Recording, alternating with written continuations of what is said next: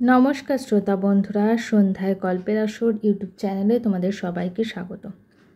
আজকের একটি ছোট্ট, একদমই খুবই ছোট একটি ধারাবাহিক গল্প নিয়ে এসেছি।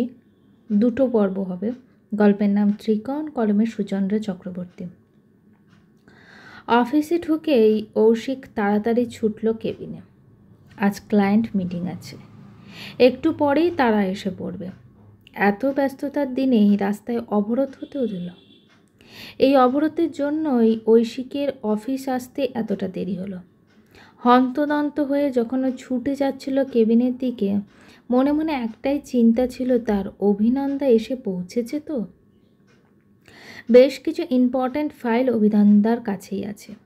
ও যদি আজ সময় না পৌঁছায় তাহলে সর্বনাশের আর বাকি থাকবে না কিছু। বর্তমানে দেশের অন্যতম সোনা ব্যবসায়ী হলেন ওই রায়চৌধুরীরা। রায়চৌধুরী অ্যান্ড সন্স জুয়েলার্সের নাম কে না জানে। কৌশিক রায়চৌধুরীর ঠাকুরদা আদিত্য রায়চৌধুরী ব্যবসাটা দাঁড় করিয়েছিলেন নিয়ে এত বড় জায়গা।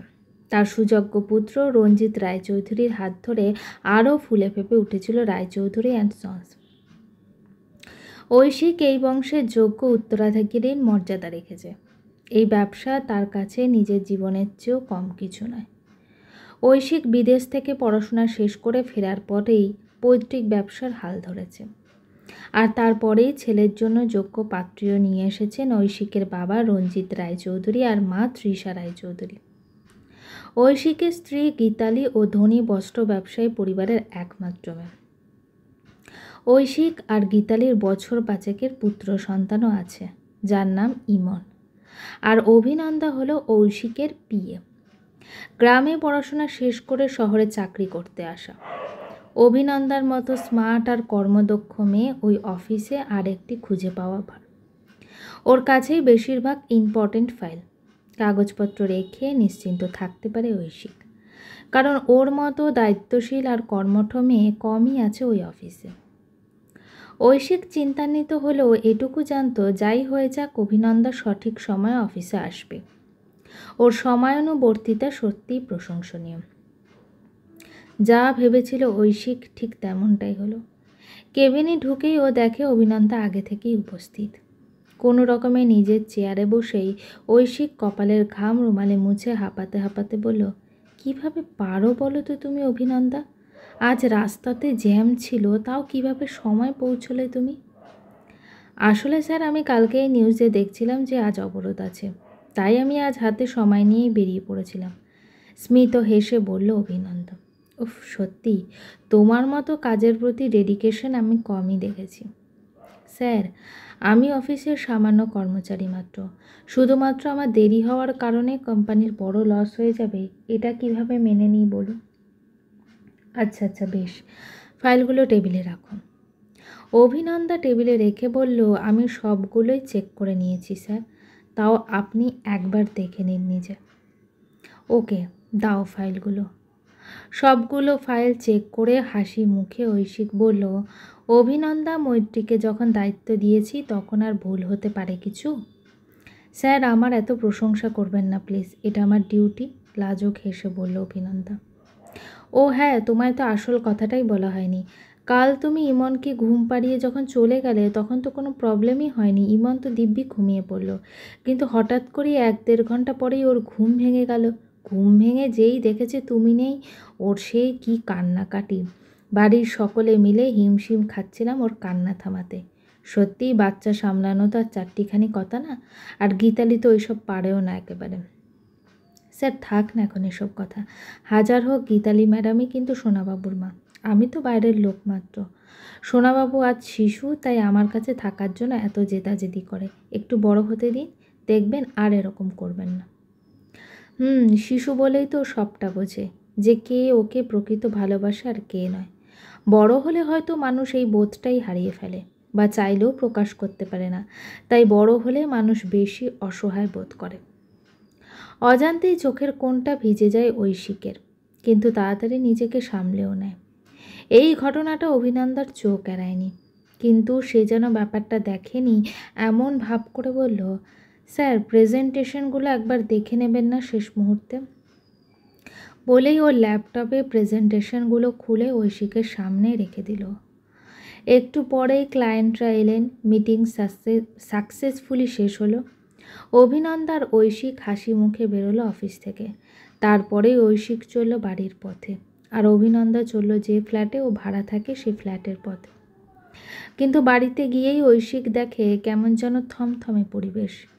রঞ্জিত আর তৃষা গম্ভীর মুখে সান্ধ্য চা খাচ্ছেন, আর গীতালি আর ঐশিকের ঘর থেকে ভেসে আসছে রাগী চিৎকার। তাড়াতাড়ি ঘরে গিয়ে ঐশিক দেখে ইমন ঘরের এক কোণে ভীত মুখে দাঁড়িয়ে আছেন, আর গীতালি চিৎকার করে চলেছে, ওই রাস্তার মেয়েটার প্রতি কিসের এত পীড়িত তোর? আমি তোর মা, কিন্তু তুই খালি ওই 2 টাকার মেয়েটার নাম আওড়াস সবসময়। কি জাদু করেছো তোর ওপর শুনি? ভয়ে জড়সড় হয়ে ইমন বলল, আমি অভি আন্টির কাছে যাব। তবে রে, বলেই গর্জন করে উঠে ইমনের গালে চড় কষিয়ে দিল গীতালি। গীতা, ঘরে ঢুকেই চেঁচিয়ে উঠল ঐশিক, অতটুকু বাচ্চাকে তুমি মারছ? না, মারবো না, ফুলচন্দন দিয়ে পুজো করব। মুখ বেঁকিয়ে গীতালি বলল, সবসময় ওই ভিখারি মেয়েটার নাম কেন করবে ও? গীতা, ভদ্রভাবে কথা বলো। কার সম্পর্কে কি বলছো তুমি? ও গ্রামের মধ্যবিত্ত পরিবারের মেয়ে, দিনরাত পরিশ্রম করে খেটে রোজগার করছে। ওর লড়াইটা কিন্তু তোমার মতো মানুষ বুঝবে না। আর ইমন ওকে ভালোবাসবে নাই কেন? মানে ভালো নাই বা কেন বাসবে? মনে আছে ওর যখন জ্বর হয়েছিল রাতে, ও কিছুতেই ওষুধ খেতে চাইছিল না। তুমি তো সেদিন নাইট ক্লাবে মদের গ্লাসে ডুবেছিলে, জানতেই না ছেলের এদিকে কী অবস্থা। সেদিন ওই বাইরের মেয়েটাকেই ফোন করে ডাকতে হয়েছিল। অভিনন্দা এসে তোমার ছেলেকে আদর করে ওষুধ খাইয়ে দিয়ে গিয়েছিল সেদিন। শুধু কি ওই দিন, সেই সন্ধেটার কথা মনে আছে তোমার, যেদিন ইমনের 4 বছরের জন্মদিন ছিল? তুমি তো সেদিন ঘরে নিজের সাজগোজ মেকআপ নিয়েই ব্যস্ত ছিলে। ওদিকে ছেলেটা যে সিঁড়ি দিয়ে নামতে গিয়ে পড়ে যাচ্ছিল, আর একটু হলে সে খেয়ালটা পর্যন্ত করনি তুমি। সেদিনও ওই 2 টাকার মেয়েটা ছিল বলে ইমন বড় অ্যাক্সিডেন্টের হাত থেকে বেঁচেছিল। সবটা ভুলে গেছো তুমি? হ্যাঁ হ্যাঁ, সবই জানি, তো এত অবাক হওয়ার কী আছে? আমাদের কোম্পানিতে চাকরি করে ও, মাস গেলে অতগুলো টাকা পায়। সেই হিসেব তো ও আমাদের চাকর, যাদের নুন খায় তাদের জন্য এটুকু করবে না ও? প্লিজ গীতা, প্লিজ চুপ করো তুমি। তোমার কথাগুলো শুনলে না ঘেন্নায় যেন গা রি রি করে। প্লিজ চুপ করো। তা তো করবেই। বাই দ্য ওয়ে, সরে যাও আমার সামনে থেকে, এখন আমি রেডি হব। কোথায় যাবে? তন্ময়ের সাথে দেখা করতে। ও বাবা, আমার পেছনে আবার স্পাইও লাগিয়েছো নাকি তুমি? শোনো, আমি যেখানে খুশি যাব তার জন্য তোমায় কৈফিয়ত দিতে বাধ্য নই আমি। সরো। আর এক মুহূর্তও না দাঁড়িয়ে গীতালি বেরিয়ে গেল ঘর থেকে।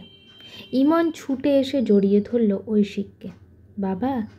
ঐশিকও ছেলেকে বুকে জড়িয়ে ধরল। একটু পরেই তৃষা ঘরে এলেন, হতাশ কণ্ঠে বললেন, ভালো ঘরের মেয়ে আনলাম ঘরে, ভাবলাম তুই সুখী হবি, কিন্তু এ কাকে নিয়ে এলাম আমরা?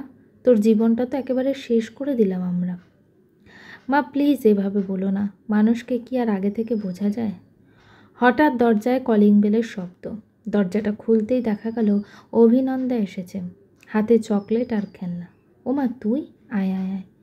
তৃষা অভিনন্দাকে নিয়ে গেলেন ঐশিকদের ঘরে। অভিনন্দা তুমি? হ্যাঁ স্যার, আসলে যখন থেকে শুনেছি যে সোনাবাবু কাল রাতে কান্নাকাটি করছে, ওকে দেখার জন্য খুব উসখুস করছে মনটা, তাই চলে এলাম। অভিনন্দাকে দেখেই ইমন একরকম ঝাঁপিয়ে পড়ল ওর কোলে।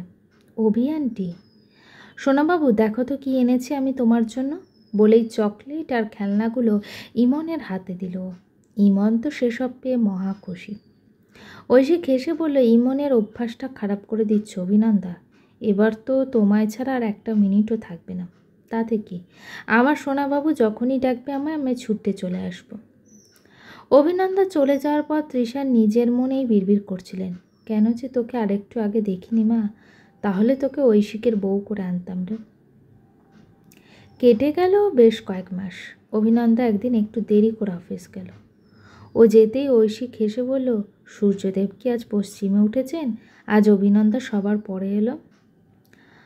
কিন্তু অভিনন্দার মুখে অন্য দিনের মতো আর হাসির ঝিলিক খেলে গেল না। থমথমে মুখে ও বলল, আসলে স্যার শরীরটা ভালো নেই তো, তাই একটু দেরি হয়ে গেল। জ্বর বাঁধিয়েছ নাকি? এখন তো শুনছি অনেকেরই ডেঙ্গু টেঙ্গু হচ্ছে। না না স্যার, ওসব কিছু না। তাহলে? অভিনন্দা কিছু একটা বলতে যাচ্ছিল, কিন্তু হঠাৎ করেই ও সেন্সলেস হয়ে গেল। ঐশিক তাড়াতাড়ি ওকে ধরল, নইলে হয়তো পড়ে যেত। অভিনন্দার যখন জ্ঞান এলো, ও দেখলো ঐশিক একটু চিন্তিত মুখে বসে আছে, আর ডাক্তারবাবু ওকে দেখছেন। আজকালকার দিনের ছেলে মেয়েদের এই এক সমস্যা, বুঝলে ঐশিকের দিকে ফিরে বললেন, খালি কাজ আর কাজ, শরীর স্বাস্থ্যের দিকেও যে নজর টজর দিতে হয় সেটা এদের কে বোঝাবে। ডাক্তারবাবু, সে আর বলতে। ঐশিক সায় দিল। একটা ফাইল এদিক ওদিক হবে না, অফিসে আসতেও লেট হবে না, বাড়িতে ডেকে পাঠানো হলেই তাড়াতাড়ি চলে আসেন ম্যাডাম, কিন্তু নিজেকে দেখার বেলায় গোল্লা। আচ্ছা, আমি আপাতত কিছু ওষুধ লিখে দিচ্ছি আর কিছু টেস্টও লিখে দিচ্ছি, করিয়ে নিও। ভাবলেশীন মুখে মাথা নাড়ল অভিনন্দা। ডাক্তারবাবু চলে যাওয়ার পরই ঐশিক বলল, আজ তুমি রেস্ট নাও অভিনন্দা, আজ তোমার ছুটি। অভিনন্দা হেসে বলে, আমি মধ্যবিত্ত পরিবারের মেয়ে স্যার, এই সামান্য অসুখে আমার কিচ্ছু হবে না। তুমি বড্ড বেশি কথা বলো, তুমি আজ ছুটি নেবে, এটা আমার অর্ডার। সেদিন সন্ধ্যাবেলায় ঐশিক ফোন করলো অভিনন্দাকে, কিন্তু অদ্ভুতভাবে ফোনটা বেজে বেজে কেটে গেল। আমাদের জন্য মেয়েটা অনেক করেছে রে, ওর অসুস্থতার সময় আমাদেরও তোর পাশে দাঁড়ানো উচিত, তাই না? মা, একদমই তাই। একটু পরেই অভিনন্দা ফ্ল্যাটে কলিং বেল বাজালো। দরজাটা খুলতেই অভিনন্দা দেখল ঐশিক আর তৃষা দাঁড়িয়ে আছেন। এ কি স্যার আপনারা? তা না এসে আমার উপায় কি বলো অভিনন্দা, ফোনটা ধরলে না? আজ অফিসে অসুস্থ হয়ে পড়েছিলে তুমি, চিন্তা হয় না বলো তো? গম্ভীর মুখে জবাব দিল ঐশিক। স্যার, আপনারা শুধু শুধুই টেনশন। ওকে থামিয়ে দিয়ে ঐশিক বলল, দরজার বাইরেই দাঁড় করিয়ে রাখবে, নাকি ভেতরে আসার অনুমতিটুকুও দেবে? ছি স্যার, আসুন না, ভেতরে আসুন আপনারা প্লিজ। ঐশিক আর তৃষা এসে বসলেন ভেতরে। একটু পরেই মিষ্টি আর জল নিয়ে এলো অভিনন্দা। এই ফ্ল্যাটে তো এসিও নেই, খুব কষ্ট হবে আপনাদের। থাক, আমাদের কষ্ট নিয়ে অনেক ভেবেছিস, এবার একটু তোর কথা বলতো, তৃষা বললেন। সেটাই, আর ফোন কেন ধরোনি সেটাও বলো, ঐশিক বলল। আমি একদম ঠিক আছি স্যার, আসলে তখন ওয়াশরুমে ছিলাম, বলতে না বলতেই সেন্সলেস হয়ে মেঝেতে পড়ে গেল। একটু পর যখন জ্ঞান এলো, ঐশিক চিন্তিত মুখে বলল, তোমার ফোন না ধরার কারণটা এবার আমার কাছে ক্লিয়ার হয়েছে। দেখেছো মা, ভাগ্যে সেখানে এসেছিলাম, নইলে তো উনি কিছুই জানাতেন না, কাল আবার ড্যাং ড্যাং করে অফিস চলে আসতে। গল্পটি কেমন লাগলো অবশ্যই আমাকে কমেন্ট করে জানিও, আর আমার চ্যানেলে গল্পগুলো যদি তোমাদের ভালো লেগে থাকে চ্যানেলটিকে সাবস্ক্রাইব করে পাশে থেকো। অন্তিম পর্ব আগামীকাল আসছে।